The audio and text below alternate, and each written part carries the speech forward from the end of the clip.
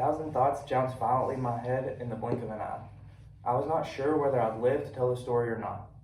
It was a lukewarm Sunday morning in the spring of 2017. Church services started about 9 that morning, so me and my family got up early to get ready. Shortly after getting ready, my parents informed me and my siblings that they would no longer be taking us to church that morning. This meant that my older brother, Austin, was required to take me to church. We got into his recently bought 2014 Chevy Cruze and got on the road. It was about a 40-minute drive between our house and the church. This trip was nothing out of the ordinary, for we had taken this road innumerable times when we were younger and semi-frequently after he got his license. Shortly after turning onto Kentucky Route 63, we turned on the radio to listen to some music, headed towards Tompkinsville.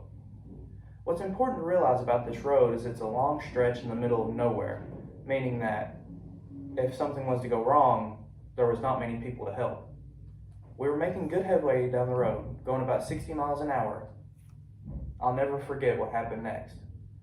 The radio suddenly stopped playing music. As I was gazing at the blank radio, I heard a struggle coming from my brother. My eyes darted to the driver's seat, where I saw him pulling, or at least trying to pull, the steering wheel as hard as he could to the left. I gazed back to the road as my brain tried to process what was going to happen next. We were sent flying into the ditch at a little over 60 miles an hour. My side of the car crashes into the wall of the ditch as the airbags deploy. The airbags instantly make contact against my ear and shoulder, stunning me and making an unbearable pain in my arm. We ram against the side of the ditch again, but this time something's different. We are up at an angle and driving down the wall of the ditch. I look forward and see that a back road is meeting our current road.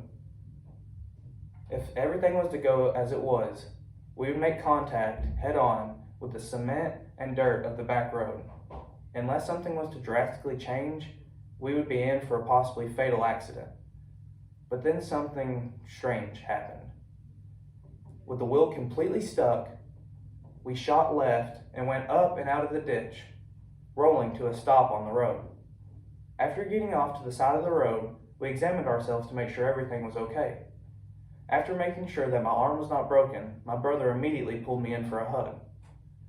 Immediately after, I felt the urge to look at the ditch and the side of the wreck.